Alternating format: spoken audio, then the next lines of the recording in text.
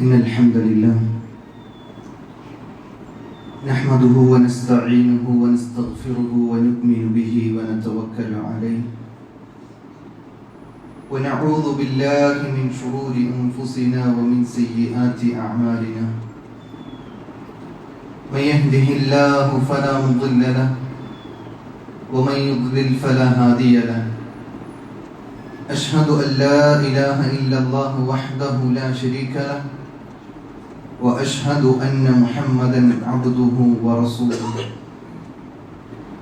أرسله بالهدى ودين الحق ليظهره على الدين كله وكفى بالله شهيدا أما بعد فإن أحسن الكلام كلام الله وخير الهدي هدي محمد صلى الله عليه وسلم وشر الأمور محدثاتها وكل محدثة بدعة وكل بدعة ضلالة وكل ضلالة في النار أعوذ بالله من الشيطان الرجيم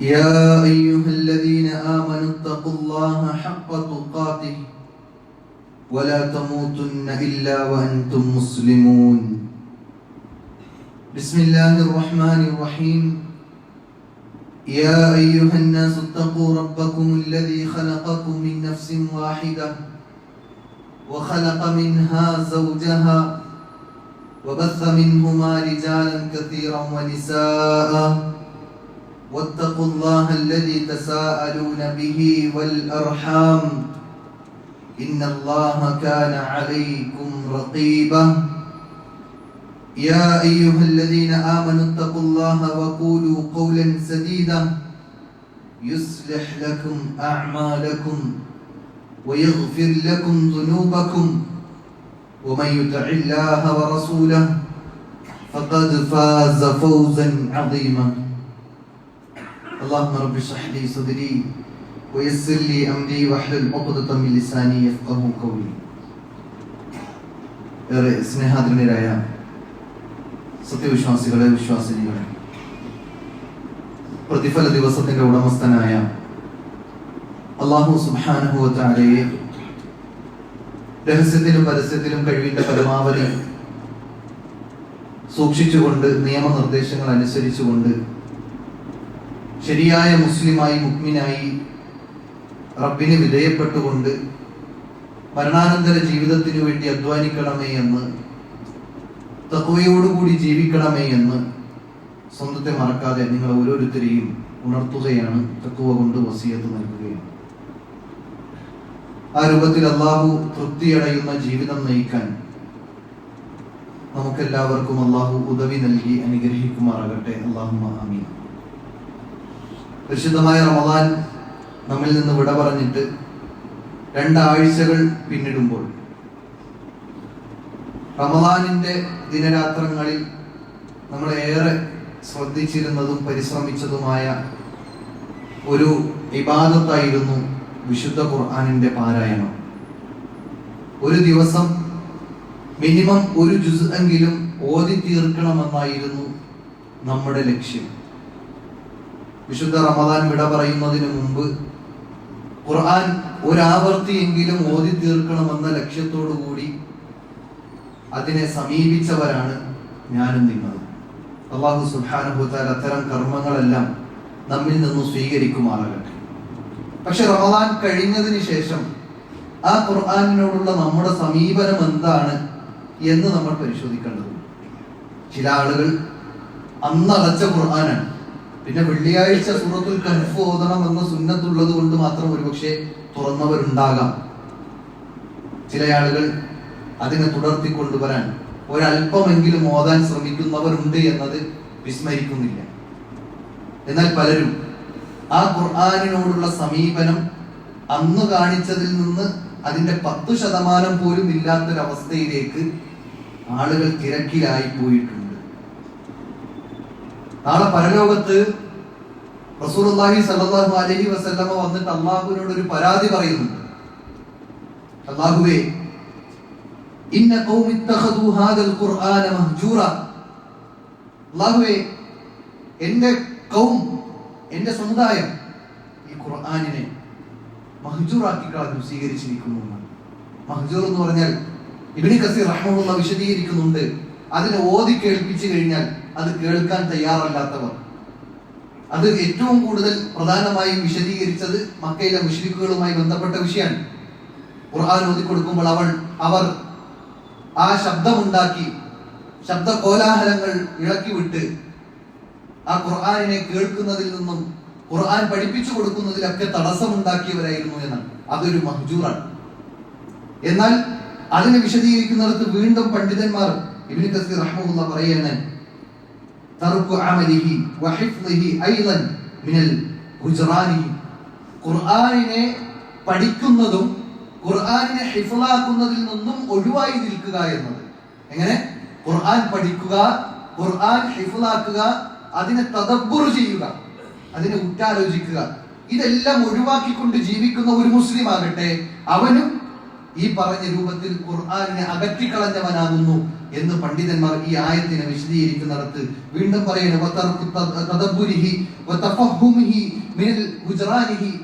അതിനെ ചിന്തിക്കുക, ഖുർആന്റെ ആയത്ത് ഓതിയിട്ട് ചിന്തിക്കുക, ഖുർആനിനെ കുറിച്ച് കൂടുതൽ പഠിക്കുക. ഇതൊക്കെ ഒഴിവായി ജീവിക്കുന്ന ഒരാളെ സംബന്ധിച്ചിടത്തോളം അവനും ഈ രൂപത്തിൽ ഖുർആനിനെ അവഗണിച്ചവനാകുന്നു എന്ന് പണ്ഡിതന്മാർ വിശദീകരിക്കുമ്പോൾ, സഹോദരന്മാരെ, റമദാൻ കഴിഞ്ഞിട്ട് ഖുർആൻ അവഗണിച്ചവരുടെ കൂട്ടത്തിൽ ഞാനും നിങ്ങൾ ഉൾപ്പെട്ടിട്ടുണ്ടോ എന്ന് പരിശോധിക്കണം. ഒരു റമദാനിൽ ഓതി തീർക്കേണ്ട വെറും ഒരു ഗ്രന്ഥമല്ല, പാരായണത്തിനുള്ള മാത്രമുള്ള ഗ്രന്ഥമല്ല വിശുദ്ധ ഖുർആൻ എന്ന് നമ്മൾ തിരിച്ചറിയണം. വിശുദ്ധ ഖുർആൻ എന്താണ്? ആ ഖുർആനിലൂടെ വിശ്വാസികൾക്ക് അല്ല മനുഷ്യർക്ക് കിട്ടുന്ന നേട്ടം എന്താണ്? വിശുദ്ധ ഖുർആൻ ഒരുപാട് നമുക്ക് പഠിപ്പിച്ചു നൽകുന്നു. ഖുർആനുമായി ബന്ധപ്പെട്ട്, ഖുർആനിന്റെ അവതരണവുമായി ബന്ധപ്പെട്ട വിഷയം സൂറത്തുൽ ബഖറയിൽ നമുക്ക് പഠിപ്പിച്ചു നൽകിയപ്പോൾ റമദാനിലാണ് അത് ഇറങ്ങിയത് എന്നും ആ റമദാനിൽ ഇറങ്ങിയ ഖുർആനിന്റെ പ്രത്യേകത എന്ത് എന്നും പറഞ്ഞപ്പോൾ ഹുദൽ ലിന്നാസ്, വിശ്വാസികൾക്കെന്നല്ല മനുഷ്യർക്ക് മാർഗദർശനമാണ്, മനുഷ്യർക്ക് നേർവഴി കാണിക്കുന്ന ഗ്രന്ഥമാണ് എന്ന് വിശുദ്ധ ഖുർആൻ പറഞ്ഞു. തീർന്നില്ല, ഹുദൽ ലിന്നാസി വബയ്യിനാത്തിൻ മിനൽ ഹുദാ വൽ ഫുർഖാൻ, സത്യമെന്ത് അസത്യമെന്ത് എന്ന് വേർതിരിച്ച് ശരിയായ പാതയിലേക്ക് നടത്താൻ ഉതകുന്ന ഏറ്റവും നല്ല വഴികാട്ടിയാകുന്നു വിശുദ്ധ ഖുർആൻ എന്ന് അല്ലാഹു സുബ്ഹാനഹു വ തആല നമുക്ക് പഠിപ്പിച്ചു നൽകണം. ഇങ്ങനെ ഒരു വഴികാട്ടിയായി നമുക്ക് വിശുദ്ധ ഖുർആനിനെ സ്വീകരിക്കാൻ കഴിഞ്ഞിട്ടുണ്ടോ നമ്മൾ പരിശോധിക്കണം. നമ്മുടെ ജീവിതത്തിന്റെ പ്രതിസന്ധികളിൽ, നമ്മുടെ പ്രശ്നങ്ങളിൽ, നമ്മൾ പകച്ചു നിൽക്കുന്ന, പതറി നിൽക്കുന്ന, വഴിമുട്ടി നിൽക്കുന്ന മേഖലകളിൽ വിശുദ്ധ ഖുർആൻ നമുക്ക് പരിഹാരമായി മാറുന്നുണ്ടോ എന്ന പരിശോധന നമുക്ക് ഏറ്റവും പ്രധാനമായും ഉണ്ടാകേണ്ട ചിന്തയാണ്. ഈ ഖുർആൻ ആർക്കാ ഉപകരിക്കുക? അതും വിശുദ്ധ ഖുർആൻ പറഞ്ഞിട്ടുണ്ട്. എല്ലാവർക്കും ഉപകരിക്കില്ല. ഇങ്ങനെ മഹ്ജൂർ ആയിക്കൊണ്ട് ഖുർആനിനെ മാറ്റിക്കളയുന്നവർ, അവഗണിക്കുന്നവർക്ക് വിശുദ്ധ ഖുർആൻ ഉപകരിക്കില്ല എന്നാണ്. അതുകൊണ്ടാണ് മക്കയിലെ മുശ്രിക്കുകൾക്ക് അത് ഉപകരിക്കാത്തത്. അതുകൊണ്ടാണ് വിശുദ്ധ ഖുർആനിനെ വെറും പാരായണത്തിന്റെ ഗ്രന്ഥമാക്കി മാറ്റിയ ആളുകൾക്ക് അവർക്ക് കൃത്യമായി ഉപകരിക്കപ്പെടാതെ മറ്റു പല ഗ്രന്ഥങ്ങളെയും കൂടുതൽ പ്രാമുഖ്യം നൽകിക്കൊണ്ട് അതിനെ സ്വീകരിക്കുന്നത്.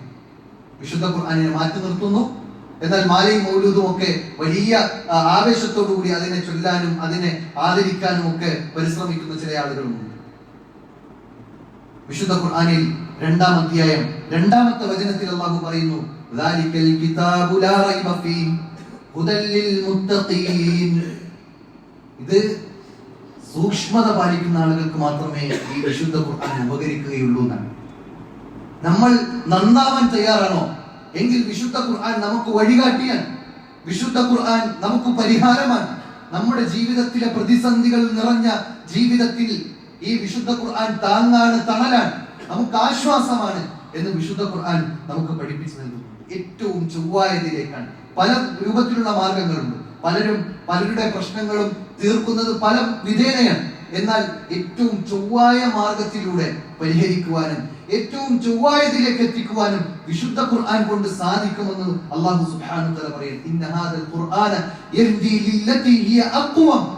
അല്ലാഹു പറഞ്ഞു ഏറ്റവും ചൊവ്വായതിലേക്ക്, ഏതെങ്കിലും ഒരു റൂട്ടിലേക്കല്ല, ഏറ്റവും ചൊവ്വായതിലേക്ക്, ഏറ്റവും നല്ല വഴിയിലേക്ക്, ഏറ്റവും പെർഫെക്റ്റിലേക്ക് വിശുദ്ധ ഖുർആൻ നമ്മെ കൊണ്ടെത്തിക്കുന്നു എന്നാണ്. ആ ആയത്തിന്റെ ബാക്കി എന്ത് പറയുന്നറിയോ? ആ ആയത്തിന്റെ ബാക്കി അല്ലാഹു പറയാണ്, വയുബശ്ശിറുൽ മുഅ്മിനീൻ, വിശ്വാസികൾക്ക് അത് സന്തോഷ വാർത്തയാണ്. വിശുദ്ധ ഖുർആൻ ഒരു സന്തോഷ വാർത്ത എന്ന് പറയുന്നത് വിശ്വാസികൾക്ക്. തീർന്നില്ല, അല്ലദീന, ആ വിശ്വാസികൾ എങ്ങനെയുള്ള വിശ്വാസികളാണ്? അതാണ് ആ ആയത്തിന്റെ ബാക്കിയായി കൊണ്ട് പറഞ്ഞത്, യഅ്മലൂന സ്വാലിഹാത്ത്, സൽക്കർമ്മങ്ങൾ ചെയ്യുന്നവർ. ഖുർആൻ പാരായണം മാത്രം പോരാ, ആ ഖുർആൻ അനുസരിച്ചുകൊണ്ട് ജീവിക്കുകയും കൂടി വേണം എന്നത് ഈ ആയത്ത് ഓർമ്മപ്പെടുത്തുന്നുണ്ട്. അന്നലഹും അജ്റൻ കബീറ, അത്തരം ആളുകൾക്കാണ് വമ്പിച്ചതായ വലിയ പ്രതിഫലമുള്ളത് എന്ന് വിശുദ്ധ ഖുർആൻ നമുക്ക് പഠിപ്പിച്ചു നൽകുമ്പോൾ സഹോദരന്മാരെ, നമ്മുടെ ആ പാരായണം തിരിച്ചു കൊണ്ടുവരാൻ നമുക്ക് സാധിക്കണം. വെറും ഒരു പാരായണത്തിനപ്പുറം ആ വിശുദ്ധ ഖുർആൻ പഠിക്കാൻ, ആയത്തിന്റെ ഇടയിലൂടെ അതിന്റെ അർത്ഥമറിഞ്ഞ് അതിന്റെ വിശദീകരണങ്ങൾ മനസ്സിലാക്കി എന്താണ് ഈ ആയത്ത് എന്നോട് പറയുന്നത്, അള്ളാഹുവിന്റെ സംസാരമാണെന്നാണ്. ആ അള്ളാഹു എന്നോട് സംസാരിക്കുന്നത് എന്താണ്, എന്നോട് കൽപ്പിക്കുന്നത് എന്താണ്, എന്നോട് വിരോധിക്കുന്നത് എന്താണ്, ഇത് നമ്മൾ പഠിച്ചു മനസ്സിലാക്കി നമ്മുടെ ജീവിതത്തിൽ മാറ്റങ്ങൾ വരുത്തേണ്ട ഗ്രന്ഥമാണ് വിശുദ്ധ ഖുർആൻ. അല്ലേ? 3 W എന്നറിയപ്പെട്ട ഒരു ഇരുണ്ട യുഗം കഴിഞ്ഞു പോയിട്ടുണ്ട്. ഇസ്ലാമിന്റെ മുമ്പ്, പ്രവാചകന്റെ നുബുവത്തിന് മുമ്പ്. വൈൻ, വുമൻ, വാർ, ഇങ്ങനെ അറിയപ്പെട്ട ഒരു ലോകം, ഒരു ജനപദം. ആ ജനപദത്തെ വിശുദ്ധ ഖുർആൻ പിന്നീട് വിളിച്ചെന്നറിയോ? കുൻതും ഖൈറ ഉമ്മ ഉഖ്രിജത് ലിന്നാസ് തഅ്മുറൂന ബിൽ മഅറൂഫ് വതൻഹൗന അനിൽ മുൻകർ വതുഅ്മിനൂന ബില്ലാഹ്. കുൻതും ഖൈറ ഉമ്മ, വിശ്വാസം ഏറ്റവും അവസാനം പറഞ്ഞു. ആദ്യം പറഞ്ഞു നിങ്ങൾ ഏറ്റവും ഉത്തമ സമുദായമാകുന്നു എന്ന് സർട്ടിഫിക്കറ്റ് വിശുദ്ധ ഖുർആനിലൂടെ നടത്തിയത് വിശുദ്ധ ഖുർആനിന്റെ പരിവർത്തനമായിരുന്നു. ആ ഖുർആൻ കേട്ടിട്ടാണ് അവർ മാറിയിട്ടുള്ളത്. അതേ ഖുർആനാണ് നമ്മുടെ കൈകളിൽ ഇന്നുള്ളത്. അവർ ഖുർആനിലെ വിരോധനങ്ങൾ കേൾക്കുമ്പോൾ അവരുടെ ജീവിതത്തിൽ നിന്ന് അവർ വിട്ടൊഴിയുന്നു. ആ തിന്മകളെ അവർ മാറ്റി നിർത്തുന്നു. കള്ളുകുടി ഹറാമാണെന്ന് പറഞ്ഞതോടുകൂടി മദീനയിൽ മദ്യത്തിന്റെ ആ കോപ്പകൾ പൊട്ടി ഒഴുകുന്നു.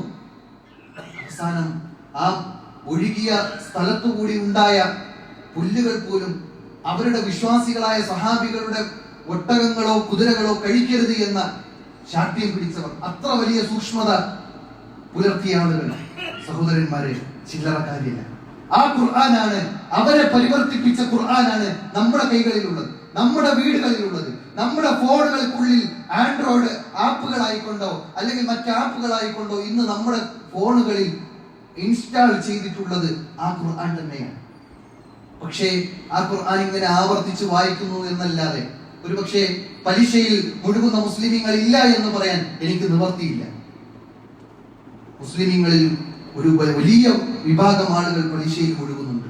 അവരുടെ വീട് വെക്കാൻ, അവരുടെ മറ്റു ബിസിനസ്സിലേക്ക് ഏർപ്പെടാൻ, അവരുടെ മക്കളെ കെട്ടിക്കാൻ, വിദ്യാഭ്യാസത്തിനു വേണ്ടി ലോണും അതുപോലെ പലിശയും ഇസ്ലാം ഹറാമാക്കിയ പലിശയിലേക്ക് പോകുന്ന ആളുകളുണ്ട്. പക്ഷെ അതേ ആളുകൾ വിശുദ്ധ ഖുർആനിന്റെ ആയത്തോതുന്നുണ്ട്, അഹല്ലല്ലാഹുൽ ബൈഅ വഹറമ റിബ. ഈ ആയത്തോതുന്ന വ്യക്തി നേരെ പലിശയിലേക്ക്, ബാങ്കിലേക്ക് പോവാൻ. ഈ ആയത്ത് കൊണ്ട് അവർക്ക് പരിവർത്തനം ഉണ്ടായിട്ടില്ല. ഈ ആയത്ത് കൊണ്ട് അവർക്ക് മാറ്റം ഉണ്ടായിട്ടില്ല. സ്വഹാബത്തിന് മാറ്റമുണ്ടായിരുന്നു. അവർക്ക് ഒഴിവാക്കാൻ കഴിയാത്തത് മുഴുവൻ അവർക്ക് ഖുർആൻ കൊണ്ട് ഒഴിവാക്കാൻ സാധിച്ചു എന്ന്. ഇതേ ഖുർആനാണ് നമ്മുടെ കൈകളിലുള്ളത് എന്ന് നമ്മൾ തിരിച്ചറിയണം. നമ്മൾ മാത്രമല്ല വിശുദ്ധ ഖുർആൻ കേട്ടിട്ടുള്ളത്, ജിന്ന് വിഭാഗം വിശുദ്ധ ഖുർആൻ കേട്ടിട്ടുണ്ട്. സൂറത്തുൽ ജിന്ന് എടുത്തിങ്ങനെ പരിശോധിക്കുമ്പോൾ അതിന്റെ ആദ്യ വചനങ്ങളിൽ കാണാൻ കഴിയുന്നത് ഇന്നാ സമിഅനാ ഖുർആനൻ അജബ, അത്ഭുതകരമായ വാചകങ്ങൾ നിറഞ്ഞ ഖുർആനാണ് ഞാൻ കേട്ടത് എന്ന് മലക്കുകൾ പറയും. എന്നിട്ട് ആ ഖുർആനിന്റെ സവിശേഷതയെ തൊട്ടടുത്ത ആയത്തിൽ പറഞ്ഞു, യഹ്ദി ലില്ലതി ഹിയ യഹ്ദി ഇല റുഷ്ദ്, അത് ഏറ്റവും നേരായ പാതയിലേക്ക് നമ്മെ വഴി നടത്തുന്നു എന്ന് ജിന്നുകൾ പറഞ്ഞു എന്നാണ്. ജിന്നുകൾ പരസ്പരം പങ്കുവച്ചു എന്നാണ് വിശുദ്ധ ഖുർആൻ പറയുന്നത്. ആ ഖുർആനാണ് നമ്മുടെ കൈകളിലുള്ളത്. വെറും ഒരു പാരായണത്തിന്റെ ഗ്രന്ഥമാക്കി മാറ്റി എന്നത് അത് നമ്മുടെ ന്യൂനതയാണ്. നമ്മളത് തിരിച്ചറിയണം. നമ്മളത് ആ ഒരു തീരുമാനത്തെയും അങ്ങനെയുള്ള ഒരു നിലപാടിനെയും മാറ്റിത്തിരുത്തണം.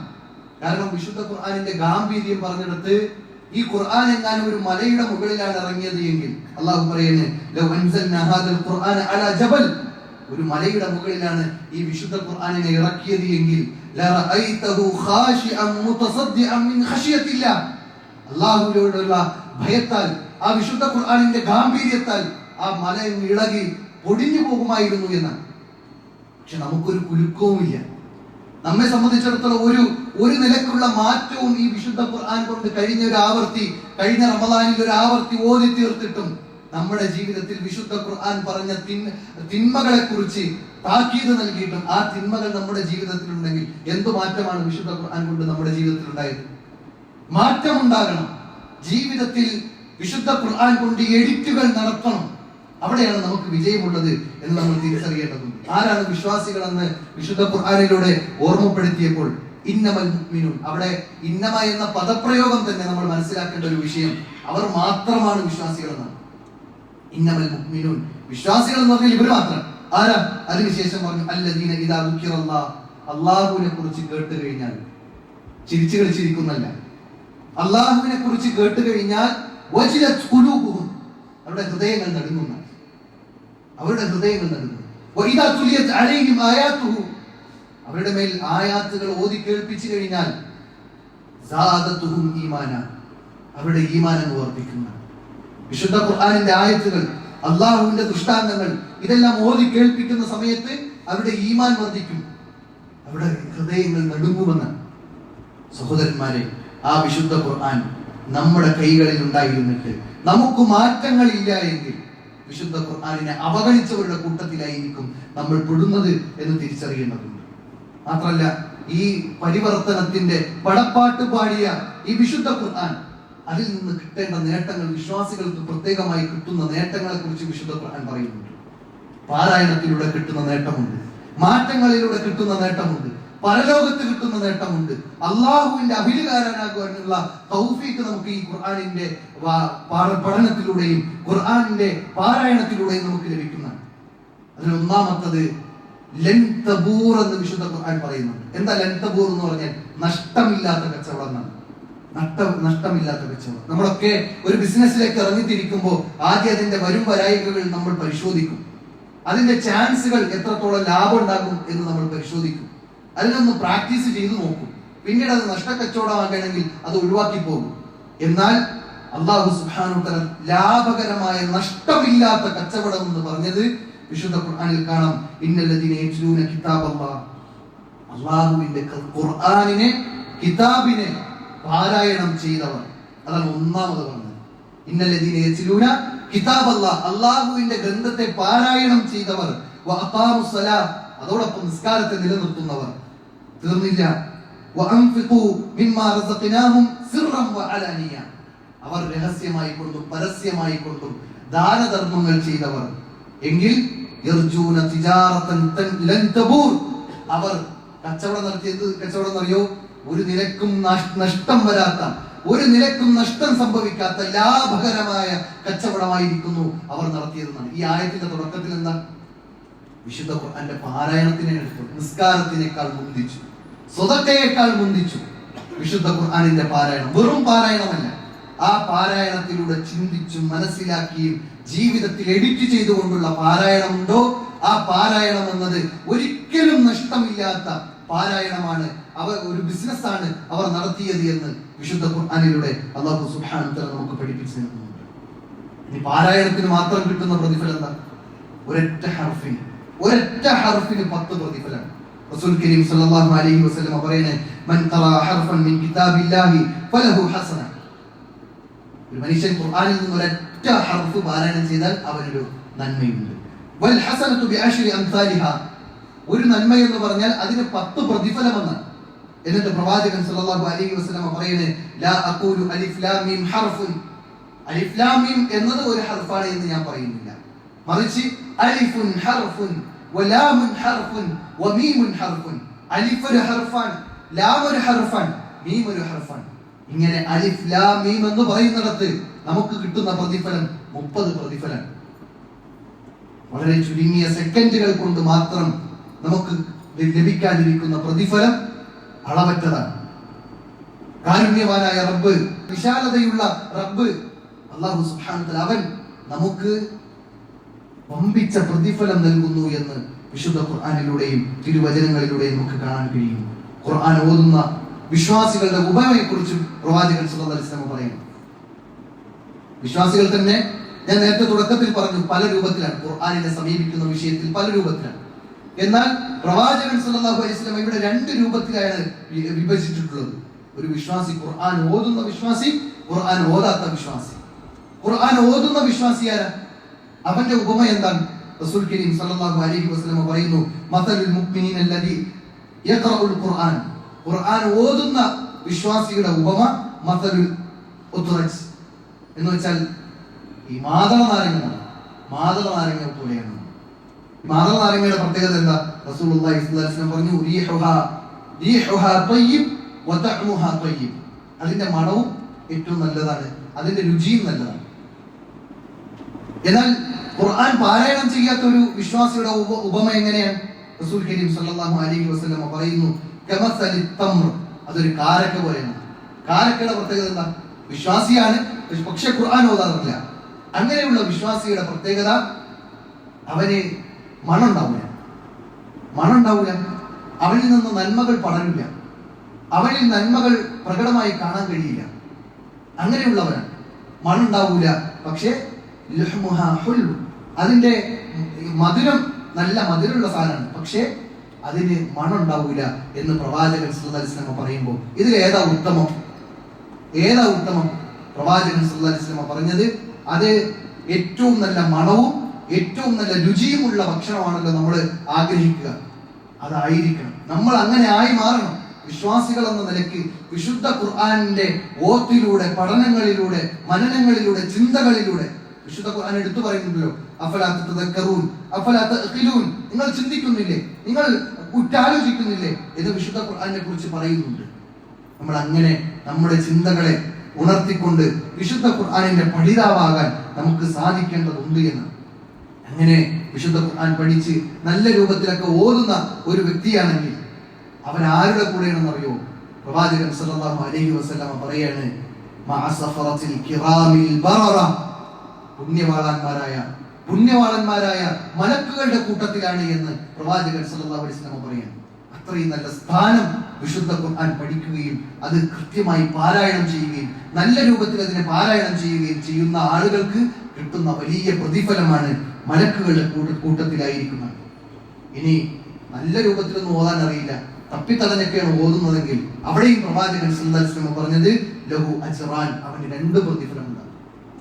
എനിക്കിപ്പോ ഖുർആൻ ഓതാനൊന്നും അറിയില്ല എന്ന് പറഞ്ഞ് ഖുർആനെ തീരെ ഓതാതിരിക്കുന്ന ആളുകൾ ഉണ്ടെങ്കിൽ ശ്രദ്ധിക്കുക, അവർക്ക് 2 പ്രതിഫലമുണ്ട് എന്ന് ആദരവായ റസൂൽ കരീം സല്ലല്ലാഹു അലൈഹി വസല്ലമ നമുക്ക് പഠിപ്പിച്ചു. എന്താ 2 പ്രതിഫലം എന്ന് പറഞ്ഞാൽ?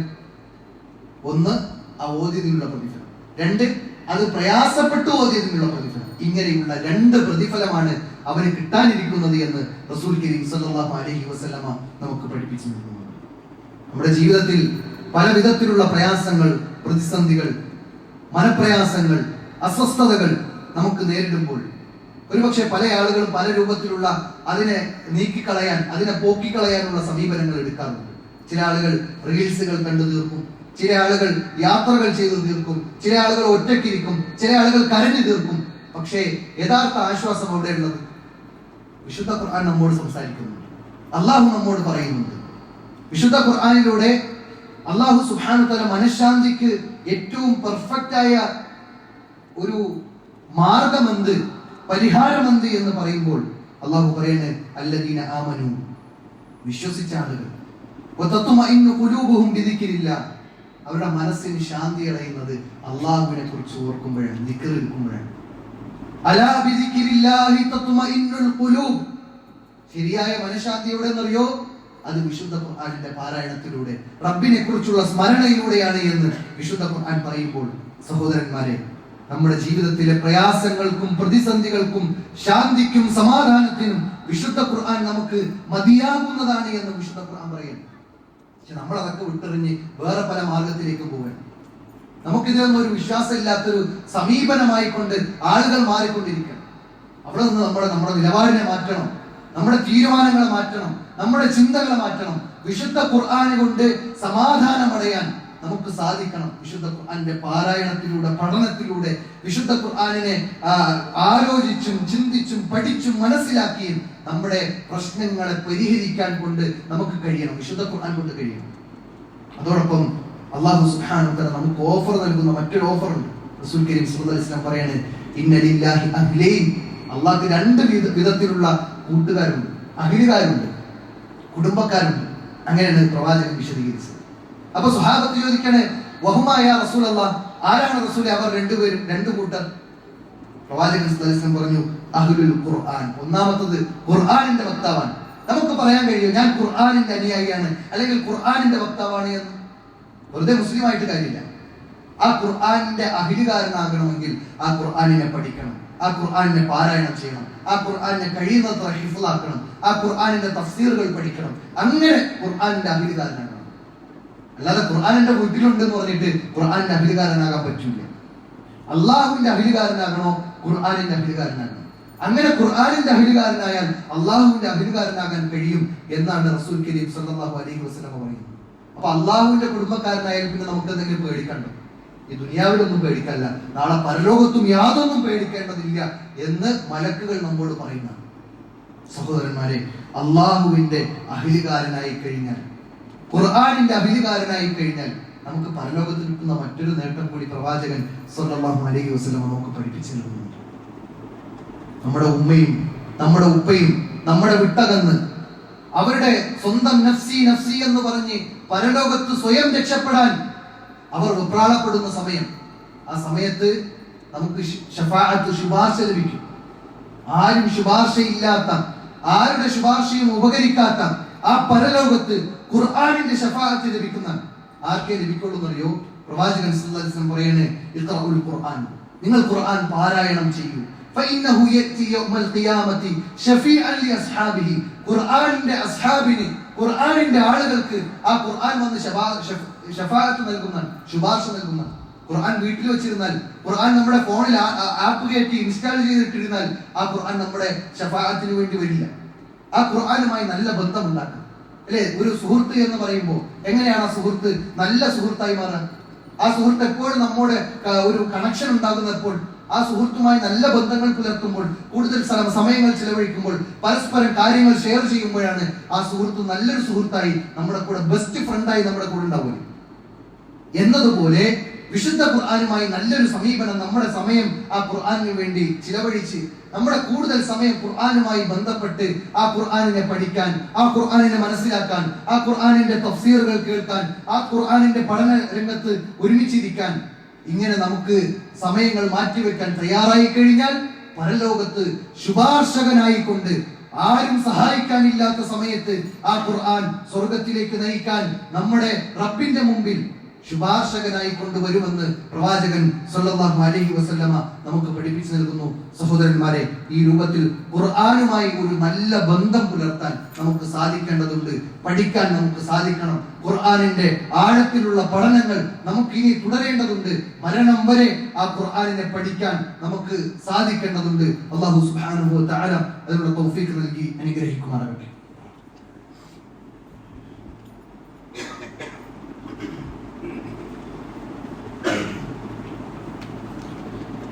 الحمد لله الذي هدانا لهذا وما كنا لنهتدي لولا أن هدانا الله أما بعد عباد الله أوصيكم وإياي ثانيا بتقوى الله.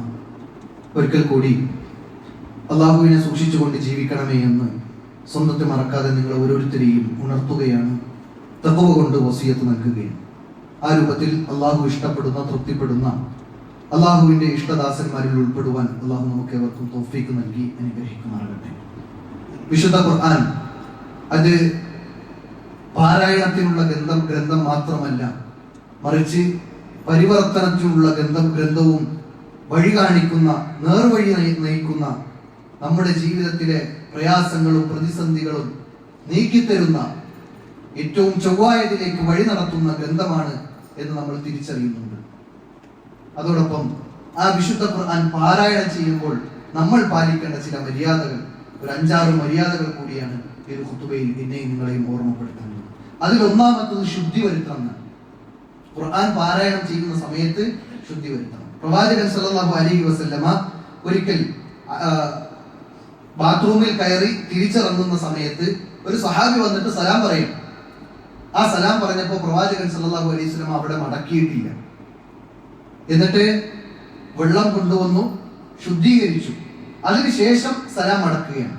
അവിടെ പ്രവാചകൻ സല്ലല്ലാഹു അലൈഹി വസല്ലം പറയുന്നത് ഇന്നി കരിഹതു അൻ അദ്കുറല്ലാഹ് അസ്സ വജല്ല ഇല്ലാ അല ത്വഹാറ ഔ ഖാല അല ത്വഹാറതി. പ്രവാചകൻ പറയുന്നത് ഞാൻ അശുദ്ധിയായിരിക്കുന്ന സമയത്ത് റബ്ബിനെ ഓർക്കാൻ ഞാൻ വെറുക്കുന്നു എന്ന്. അപ്പോൾ ഒരു സലാം അടക്കുന്ന വിഷയത്തിൽ പോലും പ്രവാചകൻ സല്ലല്ലാഹു അലൈഹി വസല്ലം ഈ ഒരു കണിശത കാണിച്ചിട്ടുണ്ടെങ്കിൽ, ഖുർആൻ എന്നത് വിശുദ്ധ ഖുർആനിൽ തന്നെ പറഞ്ഞു, ലാ യമസ്സുഹും ഇല്ലൽ മുത്തഹ്ഹറൂൻ, ശുദ്ധി പ്രാപിച്ചവരല്ലാതെ അതിനെ സ്പർശിക്കുകയില്ല എന്ന് വിശുദ്ധ ഖുർആൻ പറയുന്നുണ്ട്. അതുകൊണ്ട് നമ്മൾ വിശുദ്ധ ഖുർആൻ പാരായണം ചെയ്യുന്ന സമയത്ത് പരമാവധി ഒരു വുദൂഅൊക്കെ എടുത്ത് ശുദ്ധി പ്രാപിച്ചുകൊണ്ട് ആ ഒരു ഖുർആനിനെ സമീപിക്കാൻ, ആ ഖുർആനെ ഓതാൻ പരിശ്രമിക്കണം എന്നതാണ് പ്രത്യേകം ഓർമ്മപ്പെടുത്താനുള്ളത്. രണ്ടാമത്തത് ശുദ്ധിയുള്ള സ്ഥലം തിരഞ്ഞെടുക്കണം.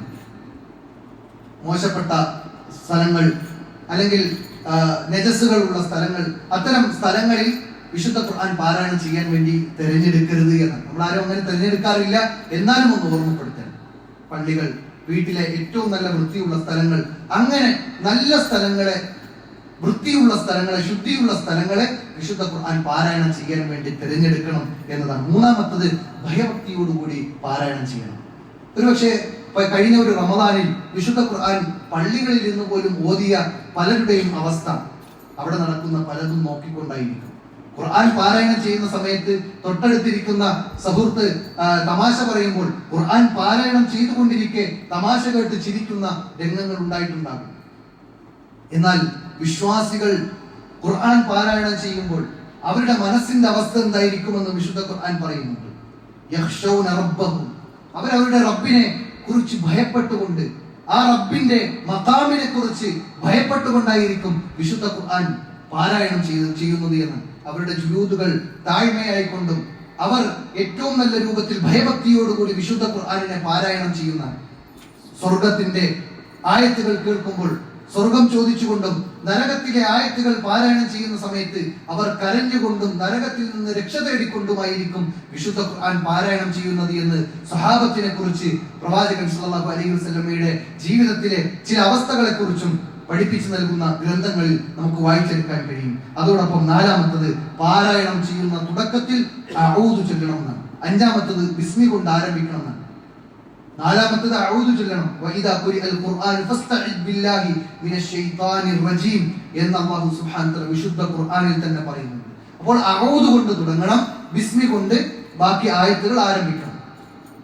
പിന്നെ ആറാമത്തെ ശ്രദ്ധിക്കേണ്ട കാര്യം, നല്ല രൂപത്തിൽ നമ്മൾ എങ്ങനെയെങ്കിലൊക്കെ ഓതി തീർക്കുക എന്നുള്ളതല്ല. ചില ആളുകൾ പഠിച്ചിട്ടുണ്ടാവില്ല, കിട്ടിയത് വെച്ച് ഓതി എങ്ങനെ തീർക്കുക എന്നുള്ളതാണ്. അതിന്റെ തജ്വീദോ അതിന്റെ മഖ്റജുകളോ അല്ലെങ്കിൽ ആ ഖുർആൻ പാരായണം ചെയ്യേണ്ട ശൈലികളോ നിർത്തേണ്ട സ്ഥലങ്ങളോ ഒന്നും അറിയാതെ എങ്ങനെയൊക്കെയോ പാരായണം ചെയ്തു പോകുന്ന ആളുകളെ കാണാൻ കഴിയും. പക്ഷേ വിശുദ്ധ ഖുർആനിൽ അല്ലാഹു സുബ്ഹാനഹു വ തആല പറഞ്ഞത് വറത്തിലിൽ ഖുർആന തർത്തീല, ഏറ്റവും നല്ല രൂപത്തിൽ അതിൻ്റെതായ ചൊവ്വായ രൂപത്തിൽ അതിനെ പാരായണം ചെയ്യണം എന്നാണ് വിശുദ്ധ ഖുർആനിലൂടെ അല്ലാഹു സുബ്ഹാനഹു വ തആല നമുക്ക് പഠിപ്പിച്ചു നൽകുന്നത്.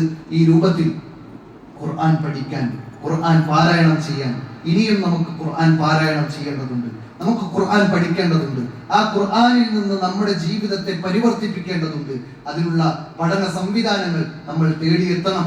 ആ സംവിധാനങ്ങളിൽ നമ്മൾ അടിയുറച്ച് നിൽക്കണം. അതിൽ നമ്മൾ ഒരു ഭാഗവാക്കാകണം. അങ്ങനെ ഖുർആൻ പഠിക്കുന്ന പഠിതാവായി മാറിക്കഴിഞ്ഞാൽ പ്രവാചകൻ സല്ലല്ലാഹു അലൈഹി വസല്ലമ പറയുന്നത്, ഖൈറുക്കും നിങ്ങളിൽ ഉത്തമൻ ആരെന്നറിയോ? കുറെ സമ്പത്തുള്ള ആളുകളല്ല, കുറെ വലിയൊരു കൊട്ടാരമുള്ള ആളല്ല, നല്ല BMW ഒക്കെ കാറുള്ള ആളുകളെന്നല്ല, അല്ലെങ്കിൽ നല്ല ജോലിയും നല്ല വലിയ സ്റ്റാറ്റസ് ഉള്ള ജീവിതം നയിക്കുന്ന ആളുകൾ എന്നല്ല പറഞ്ഞത്. ഖൈറുക്കും നിങ്ങളിൽ ഉത്തമർ ആരാണ്? ഖൈറുക്കും മൻ തഅല്ലമൽ ഖുർആന വഅല്ലമ. അവിടെ ആദ്യം വേണ്ടിയത് പഠിതാവിനെയാണ്, പഠിപ്പിക്കുന്ന വ്യക്തിയെ പോലും അല്ല, പഠിപ്പിക്കുന്ന വ്യക്തിയെ പോലുമല്ല ആ ഒരു തർത്തീബിൽ എണ്ണിയിട്ടുള്ളത്. ആദ്യം എണ്ണിയത് പഠിതാവാണ്. പഠിതാവ് ഉണ്ടെങ്കിലേ പഠിപ്പിക്കുന്ന ആളുണ്ടാവുള്ളൂ. പഠിതാവില്ലെങ്കിൽ പഠിപ്പിക്കുന്ന ആൾ വെറുതെ പഠിപ്പിച്ചിട്ട് കാര്യം ഉണ്ടാവില്ല. അപ്പോ പഠിതാവാകണം എന്നതാണ് ഏറ്റവും ഖൈറായിട്ടുള്ളത്, അതാണ് ഉത്തമൻ. ഖൈറുക്കും ഏത് പഠിതാവ്? എഞ്ചിനീയറിംഗോ ഡോക്ടറോ അങ്ങനെയുള്ള പഠിതാവല്ല. അതിൽ നന്മയുണ്ട്, അതിൽ പുണ്യമുണ്ട്. അത് നിങ്ങൾ നല്ല നിയ്യത്തോടു കൂടിയാണ് അത് പഠിക്കുന്നതെങ്കിൽ അതിൽ നിന്ന് പ്രതിഫലം നേടിയെടുക്കാൻ കഴിയും. അതൊന്നും വേണ്ട എന്നല്ല പറയുന്നത്. മറിച്ച് ഇവിടെ പ്രവാചകൻ പറഞ്ഞത് ഖൈറുക്കും മൻ തഅല്ലമൽ ഖുർആന വഅല്ലമഹു, ഖുർആൻ പഠിക്കുകയും അതിനെ പഠിപ്പിക്കുകയും ചെയ്യുന്നവനാണ് നിങ്ങളിൽ ഉത്തമർ എന്ന് പറയുമ്പോൾ രണ്ട് വിശ്വാസികളുണ്ട്. ഒരാൾ ഖുർആൻ പഠിക്കുന്നു, മറ്റൊരാൾ ഖുർആൻ ഒന്നും പഠിക്കാതെ വിശ്വാസിയെ എങ്ങനെ ജീവിക്കുന്നു എങ്കിൽ ആ രണ്ടുപേരിൽ ആരാണ് ഉത്തമൻ? ആ ഖുർആൻ പഠിക്കുന്നവനാണ് അല്ലെങ്കിൽ പഠിപ്പിക്കുന്നവനാണ്. അതുകൊണ്ട് സഹോദരന്മാരെ, ഏതെങ്കിലുമൊക്കെ ഈ നാട്ടിൽ ഖുർആൻ ക്ലാസ്സുകളുണ്ട്. ഇനി ഇൻഷാ അല്ലാഹ് ഈ പള്ളിയിൽ തന്നെ ഖുർആൻ ക്ലാസ് അത് സൂറത്തുൽ ഫാത്തിഹ മുതൽ തുടങ്ങാൻ ആരംഭിക്കുകയാണ് ഇൻഷാ അല്ലാഹ്. അതിനുള്ള ആലോചനകളുണ്ട്. അതിന്റെ ഇൻഷാ അല്ലാഹ് അതിന്റെ വിശദീകരണങ്ങൾ നിങ്ങൾക്ക് ഇതിന്റെ ഭാരവാഹികൾ നൽകും. ഖുർആൻ പഠിക്കാൻ നമ്മൾ ഒരുമിച്ച് കൂടണം. ഖുർആൻ പഠിക്കാൻ നമ്മുടെ ജുമുഅയ്ക്ക് ഒരുമിച്ച് കൂടുന്നത് പോലെ തന്നെ ഖുർആൻ പഠിക്കാൻ നമ്മൾ കുടുംബസമേതം ഈ പള്ളിയിൽ വന്ന് ഒരുമിച്ച് കൂടി ഖുർആൻ പഠിച്ചു മടങ്ങുന്ന ഏറ്റവും നല്ല പഠിതാവായി മാറാൻ നമ്മൾ പരിശ്രമിക്കണം. അല്ലാഹു സുബ്ഹാനഹു വ തആല അതിനുള്ള തൗഫീഖ് നൽകി അനുഗ്രഹിക്കുമാറാകട്ടെ. നമ്മിൽ നിന്ന് വന്നുപോയ വീഴ്ചകൾ അല്ലാഹു പുറത്തു നൽകി അനുഗ്രഹിക്കുമാറാകട്ടെ. നമ്മുടെ നന്മകൾ അല്ലാഹു സുബ്ഹാനഹു വ തആല സ്വാലിഹായ സൽക്കർമ്മമായി നമ്മിൽ നിന്ന് സ്വീകരിക്കുമാറാകട്ടെ. നമ്മുടെ വീഴ്ചകൾ അല്ലാഹു പുറത്തു നൽകി അനുഗ്രഹിക്കുമാറാകട്ടെ. നമ്മിൽ നിന്ന് ഇവിടെ പറഞ്ഞു പോയ നമ്മുടെ മാതാപിതാക്കൾ, നമ്മുടെ ബന്ധുമിത്രാദികൾ, അവർക്കെല്ലാം അല്ലാഹു മഗ്ഫിറത്ത് നൽകി അനുഗ്രഹിക്കുമാറാകട്ടെ. അവരെയും നമ്മളെയും നാളെ ജന്നാത്തുൽ ഫിർദൗസിൽ ഒരുമിച്ച് കൂട്ടി അനുഗ്രഹിക്കുമാറാകട്ടെ. വആഖിറു ദഅ്വാനാ അനിൽ ഹംദുലില്ലാഹി റബ്ബിൽ ആലമീൻ. അസ്തഗ്ഫിറുല്ലാഹ ലി വലക്കും വലിസാഇരിൽ മുസ്ലിമീന മിൻ കുല്ലി ദംബ് ഇന്നഹു ഹുവൽ ഗഫൂറുർ റഹീം. അഖിമിസ്സലാം.